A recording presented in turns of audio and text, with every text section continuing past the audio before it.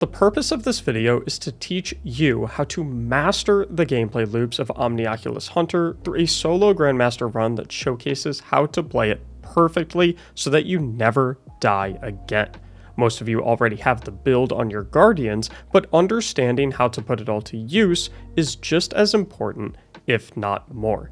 And I think that a lot of really valuable lessons can be learned about Omnioculus Hunter and how to play Omnioculus Hunter through the solo GM. Specifically, how to repeat your invis combo rotations, how to do killing in between your combos, just overall how to play everything as well as you can play it. Obviously, there's the cheese here that you could theoretically do where you like emotes inside of this. I'm not going to do that, but like you could consider what I am doing a cheese, I suppose, because I'm just going to cheese by doing my invis rotations. So if you look at my invisibility timer, I'm waiting until basically it expires to do the dive. And remember, I'm always doing the dive because I get an extra 2 seconds with the dive compared to if I just do the throwing smoke. And since I have tier 9 mobility and not tier 10 mobility, I will not be able to get my dodge back through the rotations of 2 smokes. If you had tier 10 mobility, you could. But since I don't, I have to wait. I have to do a second smoke to wait for it to come back. Now, to get some energy back on my dodge, I'm going to instantly throw my grenade right before I dive, because I still basically go invisible immediately, but throwing my grenade procs my bolstering detonation, so now my dodge is going to be ready by the time that invis cooldown expires. And so if I repeat this rotation over and over again, then I have infinite invisibility. When it comes to invis that you acquire from your dodge, you can wait for it to go all the way to 0, because you can let it expire, because you'll get the 10 from re-diving. However, when you're dodging to extend the invisibility timer of your dive, you want to make sure you do it right before that timer runs out, so it extends to 10 seconds instead of only giving you 8. And also, I have decently high discipline for this. I think I'm 9 discipline is what you maybe end up needing to get your grenade back.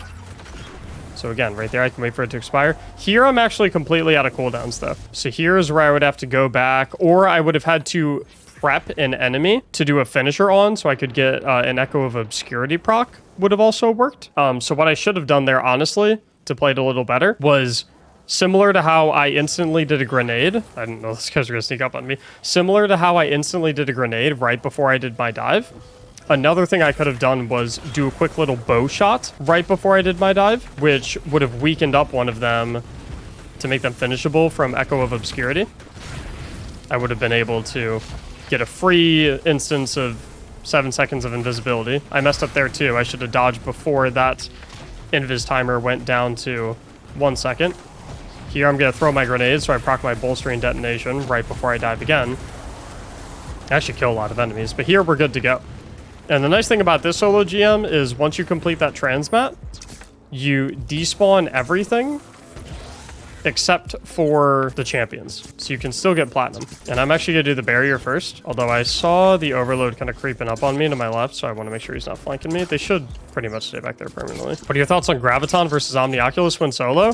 So I think with Graviton, it's easier to maintain permanent invisibility. However, the reason I like Omnioculus better is because since it gives you a bonus smoke bomb, you have more cooldowns to work with, which means you have the ability to weave in and out of invisibility more frequently. Because with Graviton, if you go invisible from your smoke bomb or anything like that, you're kind of forced to remain invis for that entire duration to let it tick back up. Whereas with Omni, if you want to cut a cooldown short because you want to kill a champion or you want to stun a champion or something like that, it's okay. I should have maybe done Overload Scout. I don't have a great grasp on like how many bullets have to go into an enemy to...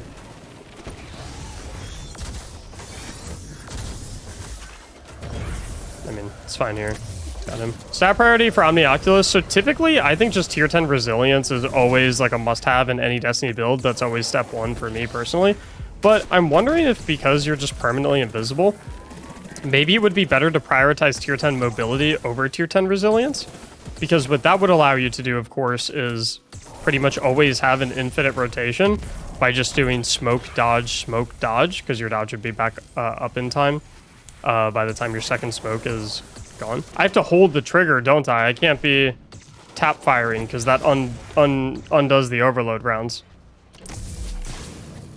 Yeah, another thing you can do is shadow dive on top of the red bars to prep them for a finisher, because your shadow dive will obviously do some damage to them. Yeah, I'm not sure if I'm feeling the trace rifle for this. But yeah, for the stat priority for Omnioculus, I'm thinking maybe you would go... It might be best if you're comfortable giving up tier 10 resilience, because it's really hard to get both tier 10 resil and tier 10 mobile with an Omnioculus build, because Echo Persistence, which you're always going to be running, is going to take away 10 mobility from you. So it's really tough to make that up. It might be better to go tier 10 mobility, tier 9 resilience, and then max out your discipline. That might be better, honestly. Why max discipline isn't smoke strength? That's actually a great question.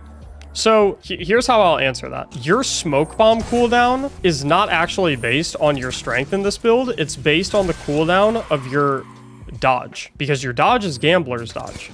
So if you think about it in kind of a convoluted way, I suppose, your smoke bombs aren't really coming back from passive regeneration. You're always getting your smoke bomb backs in full by dodging next to an enemy to refund them from Gambler's dodge. So it's much better to invest in things that get you your dodge back rather than things that passively give you your smoke back. So if we have bolstering detonation on our gloves, which gives us some class ability energy whenever we deal damage with our grenade, and our grenade just does a decent amount of damage as well, it's better to invest into that than to invest directly into smoke bombs. Getting our class ability back faster means getting our smoke bomb back faster. It's a bit of extra steps mentally, but in actual gameplay, it just feels way better. Oh, I forgot those are sniper vandals. And then we got tracer shanks. Do I have enemies spawn out of there? Okay, I've got 2 overloads up right now, maybe 3 actually, so I have to be a little careful about how I'm playing this. I'm really just trying to clean up the snipers first, the tracer shanks, the vandals, which I can actually do by roaming around the arena with Omnioculus. Kind of get a lay of the land. Drop the tracer shank, immediately go back into smoke. Finish for him because I have Echo of Obscurity. It'll make me invisible again. And as far as I can tell, we're looking good. I'm actually just going to reload this. I have a lot of special ammo on the ground, so I'm okay with just killing him exclusively with the trace. And I'm trying to do it in bursts so that I stop his health regen. Okay, and then I'll hit a reload right now, actually. Maybe it's smart to just reload immediately after I get the stun. Always. So right there, we're just weaving in and out, hitting him with small bursts of the overload trace rifle. And then here, I think we can probably just rocket and then go in for the finisher. Okay, so now there's an exploder shank on me. We're going to go back to our secret spot. The problem is, I think some of these enemies are sword enemies, so we do have to be on the lookout for getting rushed. So we're just slow peeking. I don't know where this guy thinks I am, but he is blasting a ghost over there. Okay, so here, that's what I meant about getting rushed. So we have a dude in our face now, and then we're going to drop a nade. And Vortex Grenade will kind of suck him in a little bit, so it helps clump him up. So we're just weaving shots in between our invisibility cooldowns, make sure we're staying safe. Got 2 more Tracer Shanks that we have to deal with. And I make sure I only peek the Tracer Shanks when I'm ready to shoot. So I'm not, you'll notice I'm not like just kind of sitting here firing at them. I'm weaving in and out as I shoot. Very, very important skill to pick up to be a very good endgame Destiny player. Okay, I want to be a little... I think there's 2 champions up. Make sure my rocket's loaded. Okay, this is either a good idea or a bad idea. Seems like it was a good idea. And then I'm going to head peek this staircase. Ow, that was almost not good. But that was a nice little wombo combo we had going on there. And we're just gonna ignore the fact that our entire run can be ended if our pinky toe touches one of these arc beams. Okay, fun fact on Arc Hunter, not Arc Hunter, Void Hunter, you can dive while you're holding the charge.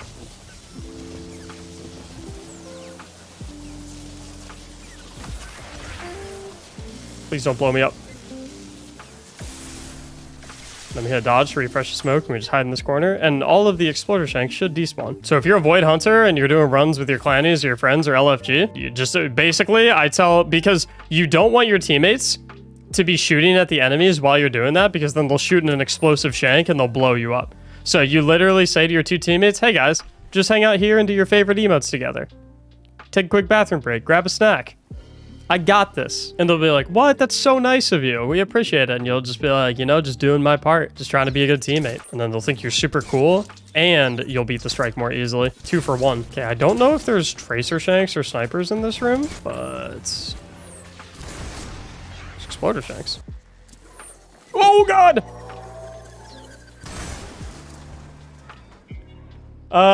That was... Mistakes were almost made. Okay, we're just gonna slowly... We're just gonna slowly peek around the corner from now on. So the way I want to play this kind of now is I'm kind of using this door angle as a piece of cover to wean into the room. So I don't want to peek too far into the room to kill the enemies on the right, because then I open up an angle for enemies on the left to get me. So I want to use this angle to kind of work my way left to right, so only one enemy can see me at a given time. Because if I'm shooting at this dude over here on the balcony, it doesn't matter what's over to the right of him, because none of them can see me. So I'm peeking out just enough so that I can see one enemy, and then I kill that enemy. And then I'll peek out a little bit more so that I can see the next enemy. And I repeat that process to slowly take out the room. It's a very methodical way of ad clearing and dropping mobs. But it makes it almost impossible for you to die because nothing can ever land a bullet on you. Anyone who has ever played Call of Duty Modern Warfare, the first mission, when you're in the boat and Captain Price keeps yelling at you to check your corners, it has trained you for this moment. So here I'm okay inching up a little bit because I know I've got my smoke cooldowns. I really want that barrier servitor dead because the barrier servitor is making other things immune. Barrier servitors is when things get a little more complicated. Luckily, the enemies that are alive and being made immune from the barrier servitor do not pose a massive threat to us. So I'm comfortable dropping the barrier servitor without really worrying about any of them. Obviously, if I have the opportunity to drop them when I stun the barrier servitor to turn off their invincibility rays, then I will go for them. Okay, we're gonna go for a big combo here. Oh, can I couldn't keep the overload captain hit with overload, so he fully refunded, or fully regened, but that's okay.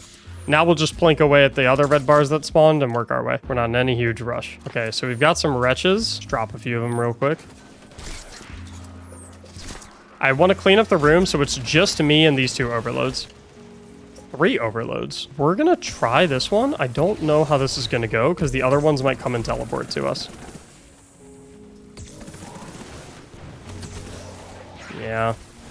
This is going to be interesting.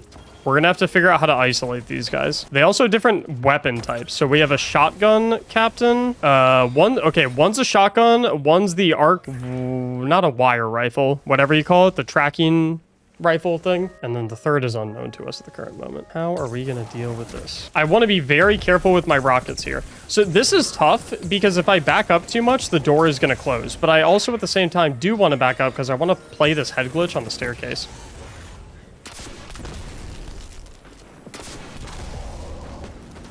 Sweet.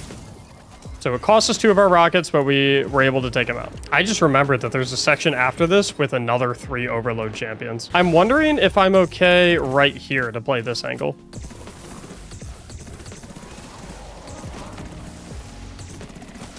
These ones are definitely more annoying than the shotgun ones because I can't head glitch them because their bullets curve around the staircase. Let's try the lemon arc. Okay, lemon arc feels like it's not really doing that much damage. We have just been using wish ender too much. Would we be better off with wish ender and a scout rifle? And you know what? Maybe do we want to deal with this overload first? Because I believe this is the only overload up. And then when we kill that servitor, we'll get another 2 overloads. So I think we'll take it nice and slow on this guy. And so the plan is immediately after I kill him, I'm going to switch to a rocket. Rocket the servitor, then pull out my bow. And use my bow to pop the servitor shield. And then I'm going to bomb both tethers. Okay. That's one way of that working. Remember the plan I said I was going to do? Yeah, it didn't work whatsoever because I'm just not good at the game. All right, work with me here, buddy. Work with me here. As long as we can weave in and out through the door to get the overload rounds on to stop his healing, we're good. In fact, we can maybe even go for a kill here. Yeah. There's the combo we wanted. Although I would have much preferred to kill the tracking rifle one. What scout is that? It is the Eternal Blazon from Season of the Chosen. Okay, and then we're gonna ready up our next arrow. We got to be careful because there's the tracking dude right over there. I want to try and kill this guy from range, but I see some of the wretches pushing up on me. So I'm going to push up into this instead. I'll get a finisher for Echo of Obscurity. And then I'm completely safe. And then I still have those few wretches. I think I just killed all of them with one arrow. Can I play this from the staircase? It's a good idea. I guess this one... it's kind of nice, actually. Dude, where do you guys keep coming from? Wait, can I help you? You are making killing your friend extremely annoying. Because if you keep spawning, I have to take my attention off of your friend so I can kill you. You're tracking bullets. We're just gonna die. I'm over him. 23 minutes in, not bad then. So we gotta play this angle like we usually do. This game's all about the angles. And I don't really want to kill the barriers. I mean, I will if I have the opportunity to do so, but I'm more so concerned about just dropping a shield so the invincibility beams go away so I can kill the snipers. But if I can't see the snipers when his shield is down, then I'll just go for killing the servitor. You couldn't be more one-shot. There we go. I think there's 3 snipers total. There might be 2. I can't remember exactly. Nice. I think we're good on snipers now, although I'm not 100% sure. Why am I using rockets on this guy? I need my rockets for the overload. And I know I need my rockets for the overload. I thought I heard a sniper shot as well. Oh, I think I saw him. Yep, there he is. Nope.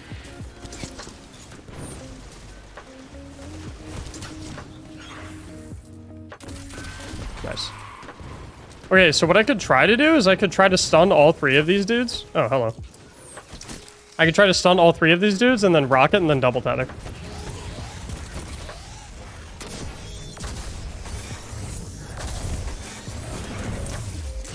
There's one. I didn't get the others, though. Not exactly. I mean, I got one of them. I guess that's fine.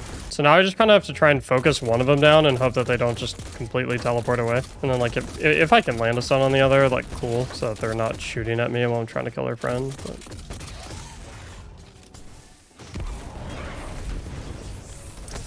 Sweet.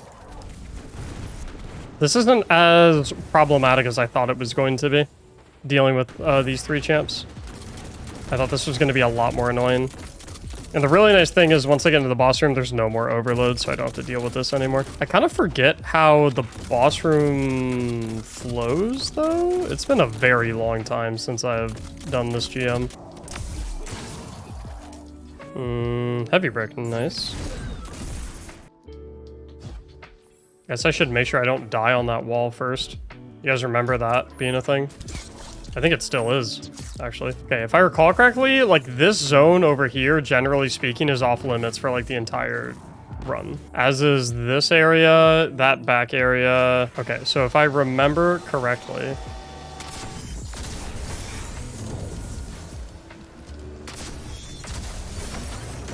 If I recall correctly, he one-shots with sniper mode.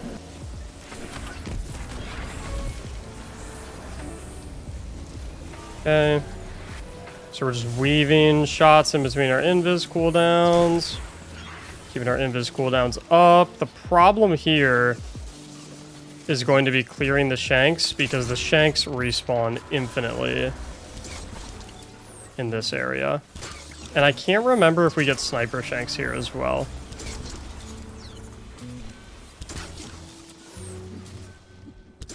Maybe they don't infinitely respawn until next section, actually. I also believe the boss can shoot us still while he's in his overshield. Maybe not? Does he not shoot? I thought he shot. Is he just completely out of the fight? Okay, I want to get rid of this shank.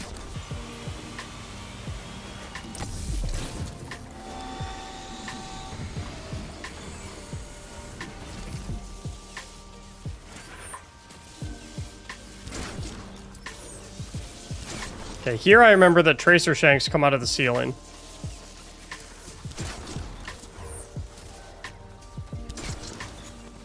Or is that not until the next phase?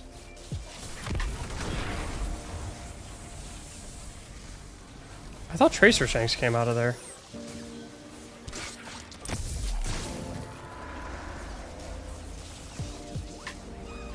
Okay, so maybe here we just have to focus on boss DPS.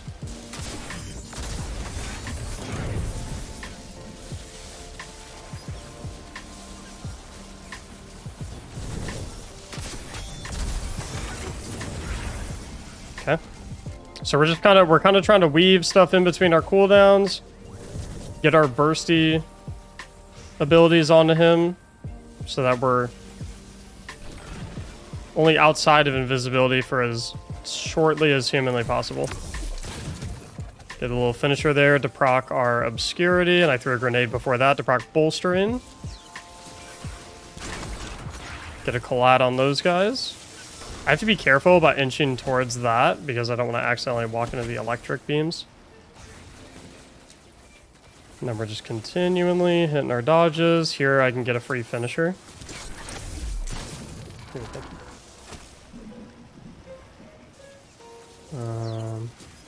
Yeah, but here I'm getting the infinitely respawning shanks, so I do have to just go for damage and not really worry about these shanks too much. But I am a little low on rockets. It's the thing that I don't love here. So I kind of have to go one arrow at a time, I think.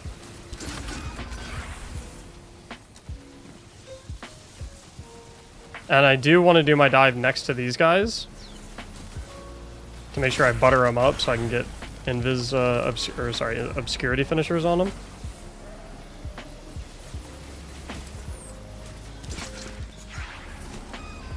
Just weaving shots in. Could probably go for a rocket.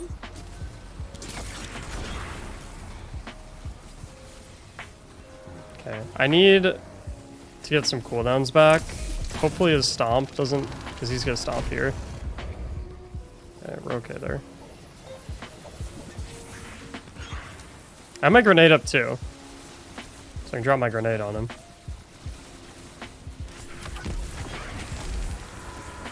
Hopefully he stays in it. Yep.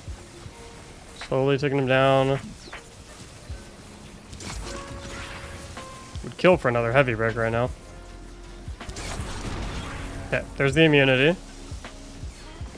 However, we don't have cooldowns right now, so I do kind of want to just spam some finishers to extend my obscurity as much as possible. There we go. Then we have some exploders. I want to focus on the tracers before I focus on the exploders, though, to be honest. Oh, shit. If both are up, I have to be in invisibility, because if they both shoot at me at the same time, then I'm just dead.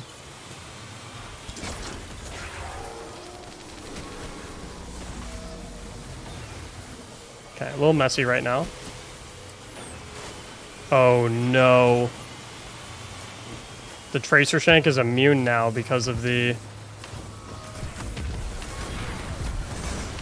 Okay, we got both exploders though, so that's nice. We need that Tracer Shank to stop being immune.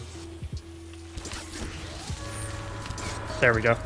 Beautiful. Exactly what we needed. And the crappy thing about where this guy is that if he drops a heavy brick, which I think he's likely to because he's a high tier enemy being killed by an exotic primary weapon, if he drops a heavy brick, I don't get it.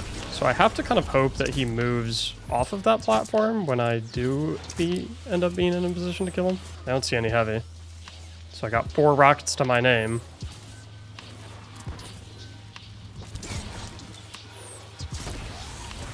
Even there, I don't think is a safe spot. I think we'll just go for the kill. Now, if I recall correctly here, I get another few Tracer Shanks. In fact, I think I actually get infinitely respawning Tracer Shanks.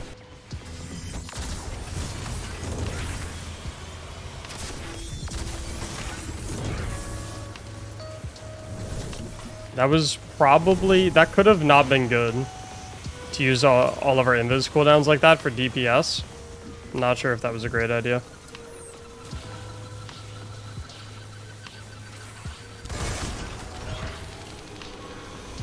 We do get that, though. Okay, this is going to be really rough. We have to proc bolstering. There's our dodge. Okay, cool. If we missed our grenade there, the run was over. I was definitely just dead. So we're taking her nice and slow. Gotta be real careful. Unfortunately, it's way harder to get finishers here, just because they're exploder shanks. So I'm wondering if it's a good idea to clean house on the exploders.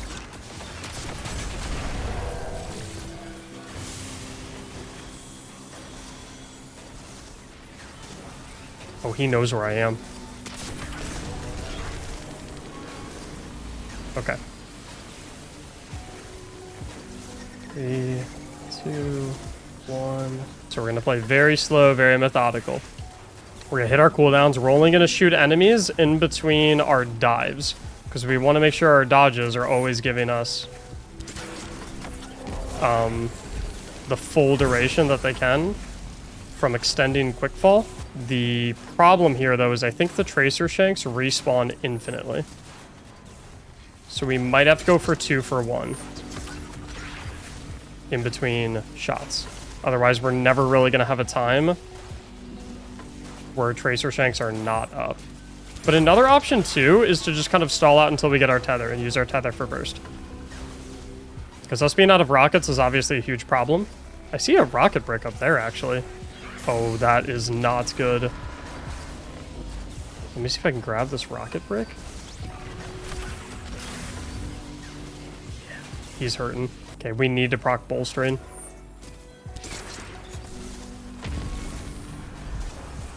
Nope, we didn't get it. But we stalled out long enough for a dodge to come back. Just working on the snipers. And we got some more heavy. Oh. Why? So the thing about the Fallen Saber is he just kind of does AoE damage in front of him. So even if you're invisible, if he just kind of wanders over to where you are and sticks his face in front of you, he just naturally does damage to you. It's not like targeted damage. So I was just kind of oblivious to his positioning, and he just happened to walk up behind me. The Reckoning is here. Nice grenade mech.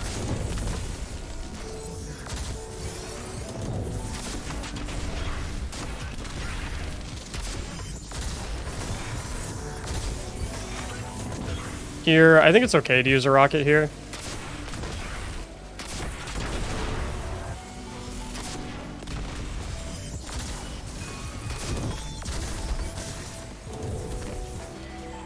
But yeah, we're just gonna kind of... And then here is where we start slow playing a little more. Not slow playing, but like this is where we kind of become a little more intentional. Just keeping an eye on the exploder shanks. I want to make sure I don't have a ton of them right next to me. The problem here is I can still get hit.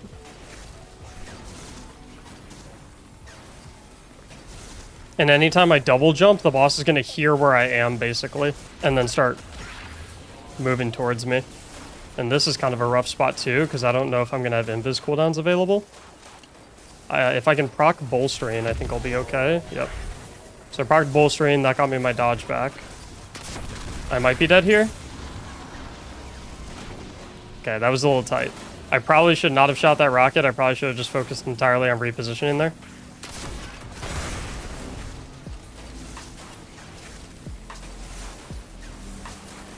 The boss is always going to be chasing me.